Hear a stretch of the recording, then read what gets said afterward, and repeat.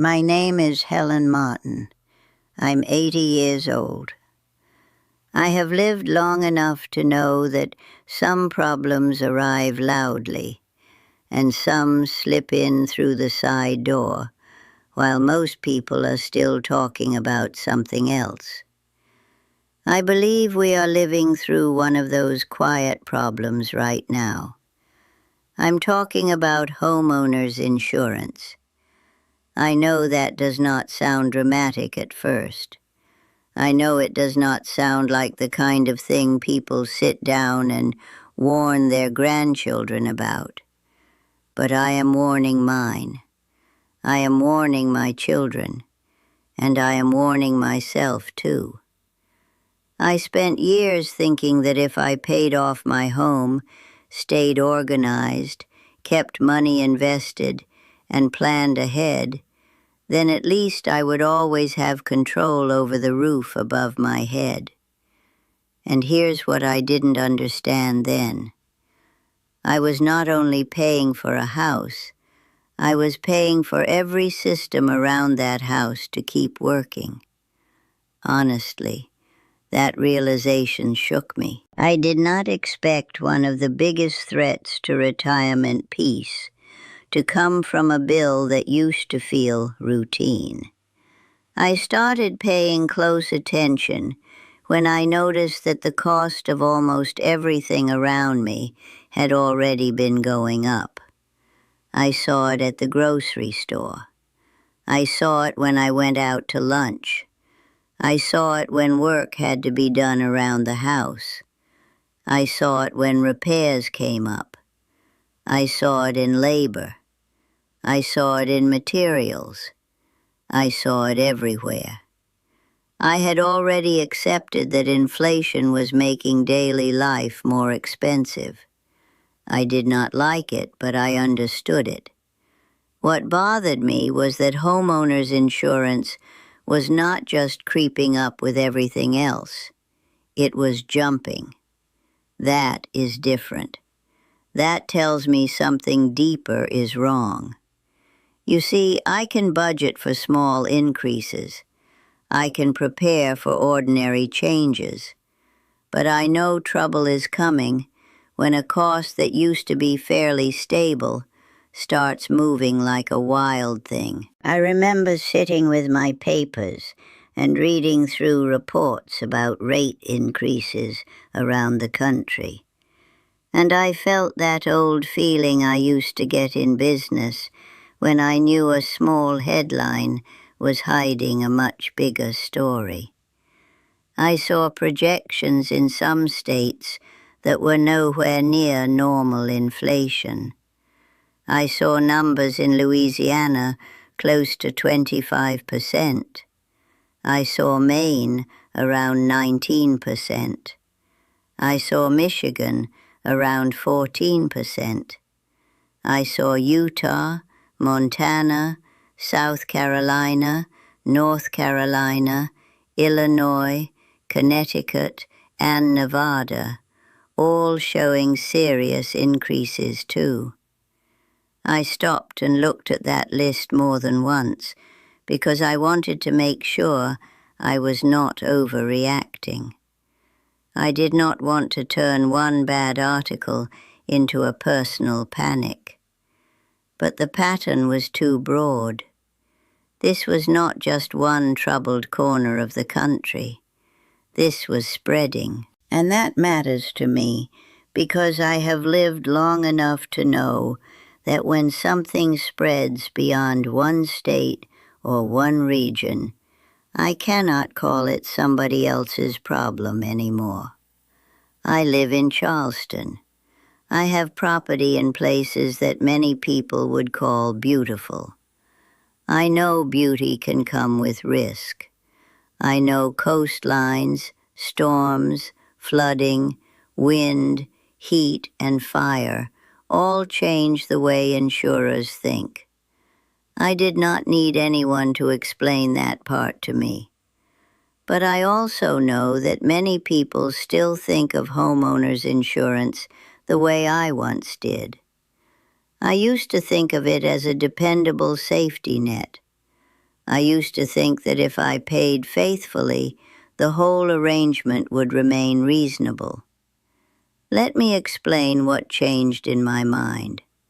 I realized insurance does not exist to protect me from anything and everything forever. Insurance works best when the danger is rare, when the pattern can be measured, and when the repair cost is still something the company can estimate without fear that the whole model will break. That sentence may sound dry, but it kept me up one night. I kept thinking about what happens when events stop being rare. I kept thinking about what happens when storms, floods, fires, wind damage, and hail are no longer unusual enough for the old math to hold. I kept thinking about what happens when the repair bill itself becomes harder to predict. You know what surprised me most? I realized that homeowners insurance is not really about comfort. It is about probability. It is a financial contract built on the assumption that bad events happen once in a while, not over and over again in ways that strain the whole system. And here's what I didn't understand then. When that system stops feeling predictable, the problem does not stay inside the insurance company. It moves. It moves to the homeowner. It moves to the bank. It moves into the housing market itself. I read one point that stayed with me. I kept repeating it in my own words because I wanted to make sure I really understood it. I told myself that the first flood may be an insurance problem. I told myself that maybe the second flood is still an insurance problem. But after that, I know the question changes. I know the question becomes whether the house should even be insured there at all, whether the repairs make sense, whether the home keeps its value, and whether the lender wants to keep carrying that risk. Once I saw it that way, I could not unsee it. I didn't know it at the time, but there was another layer under all this.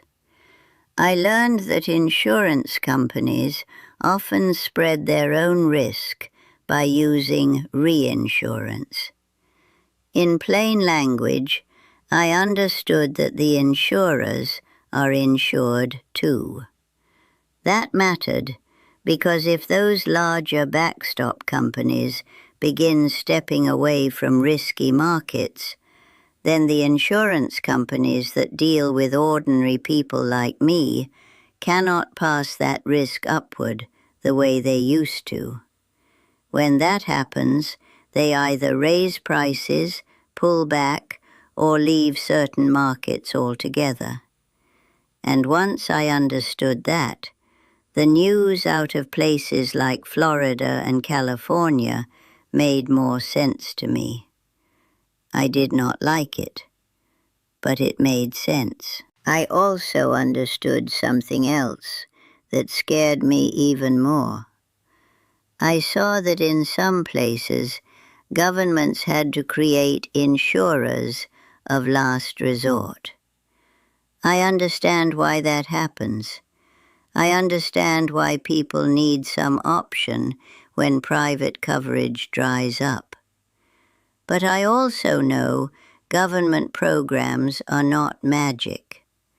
I know they do not become safe from the same storms, fires, and losses just because the state gets involved.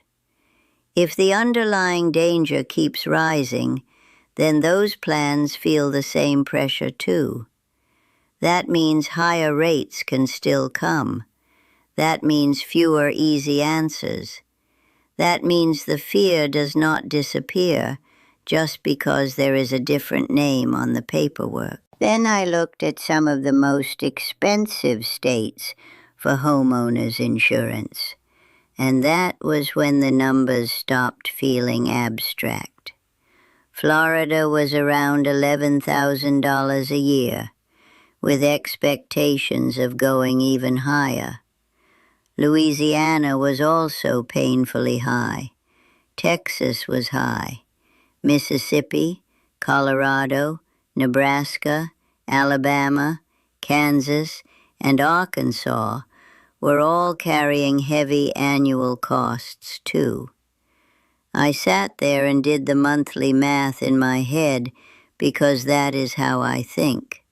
I do not just hear an annual number. I break it down into what it means for daily life. And when I did that, I felt sick. In some cases, I was looking at costs that felt like another mortgage payment. Honestly, that is what made me stop calling this a boring policy issue. This is a retirement issue. This is a housing issue. This is a family issue. I kept asking myself who this hits first. I thought about young people trying to buy their first home. I thought about people in their 30s and 40s who already stretched to buy and are now trying to keep up.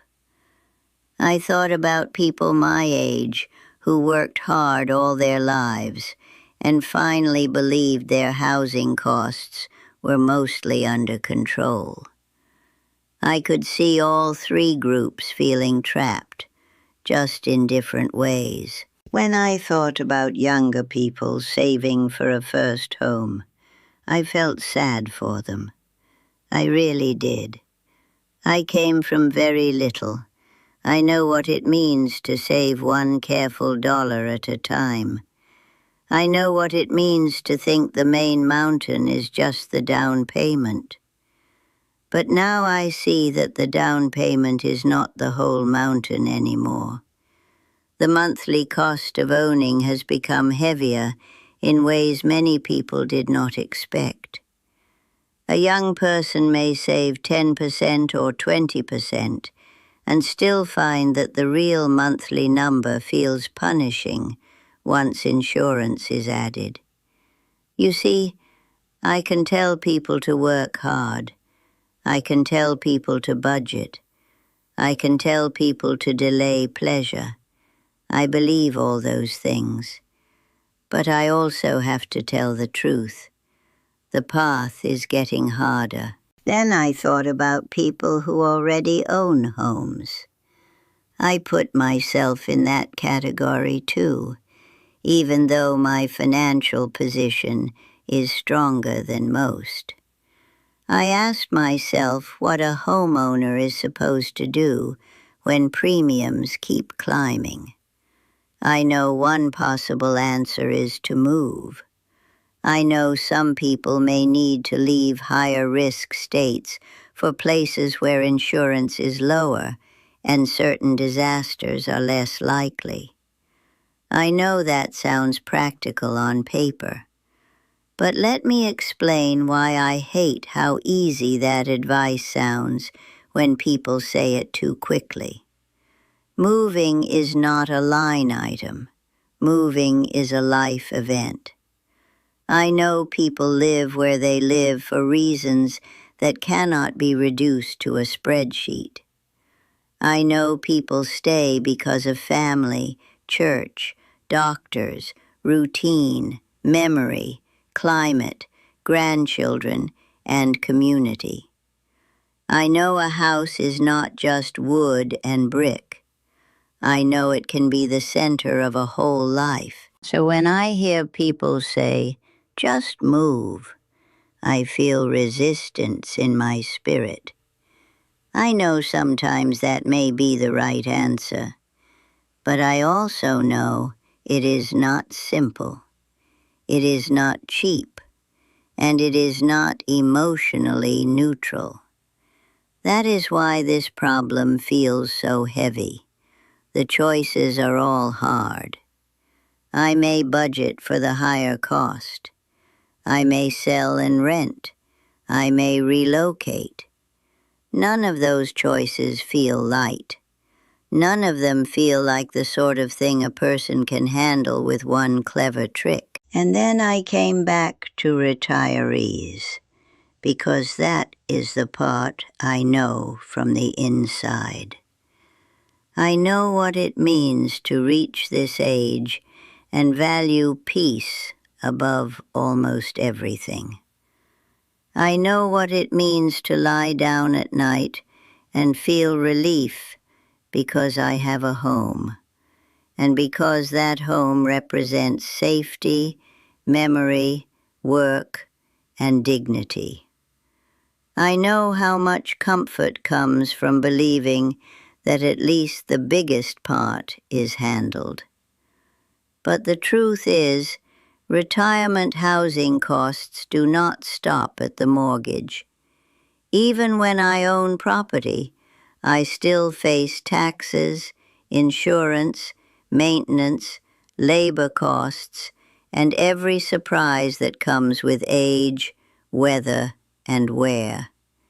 And here's what I didn't understand then. I thought paying off major debts would automatically make my housing future stable. What I have learned is that stability has ongoing costs. It has recurring costs. It has costs that I do not fully control. I have enough money that I can absorb more than many people can. I know that. I never speak about these things as if my struggle is the same as everyone else's struggle. But I also know that money does not erase reality. Even I feel the shift. Even I can see how dangerous this becomes for people with fixed income, modest savings, or one unexpected hit away from trouble. I think about widows. I think about single retirees. I think about couples who did everything right and still feel squeezed. I think about people who thought their biggest fear would be health care, and now find housing costs rising in the background too. I remember talking this through in my own head and feeling annoyed because I do not enjoy being negative. I do not enjoy sounding alarmed. I built my life on discipline, not panic. I do not scare easily, but I have learned that calm does not mean denial. Calm means I look directly at the problem and say its name. The name here is not just inflation. The name is insurance instability. The name is rising risk. The name is the growing cost of keeping a home protected in a system that is becoming less predictable. I also kept coming back to one question. What happens if a person cannot get homeowners insurance at all? I did not like that question, but I refused to avoid it. I know that without insurance, many mortgage lenders will not allow the loan to continue in the ordinary way. I know that without insurance, a homeowner can become frighteningly exposed. I know that a house without affordable coverage may become harder to sell, harder to finance, and harder to hold with confidence. That is when this stops being a simple budget problem and starts looking like a larger housing problem. Honestly, I think many people are not talking about this enough because it still sounds technical. It sounds like one more policy issue buried in paperwork. But I have spent my whole life looking underneath paperwork. I know documents hide real pain. I know numbers hide real fear. I know monthly premiums can decide whether someone sleeps peacefully or lies awake doing math at midnight. So what do I do with all this? I do what I have always done. I tell the truth. I review my exposure. I keep more margin than I think I need. And I refuse to let a rising bill surprise me twice. I read my policies carefully. I look at location risk with new eyes. I think harder about property decisions. I do not assume yesterday's costs will return. I prepare for the possibility that they will not. I also speak about it, because silence never lowered a bill. I wanted to share this because I know many people my age feel embarrassed when money pressure shows up in a new form. I refuse that embarrassment. I will not pretend that hard work should make me immune to every change in the world. It does not. What hard work gave me was awareness, flexibility, and the courage to adjust. That is what I want for you, too. I want you to notice this problem before it corners you. I want you to talk about it with your family. I want you to include it in your retirement thinking. I want you to understand that a roof over your head is still a blessing, but keeping that roof truly secure may cost more than it used to. And if this spoke to you, I hope you will stay with me. I hope you will like this video, subscribe to the channel, and tell me in the comments what you are seeing where you live. Because I know I am not the only one watching these bills climb.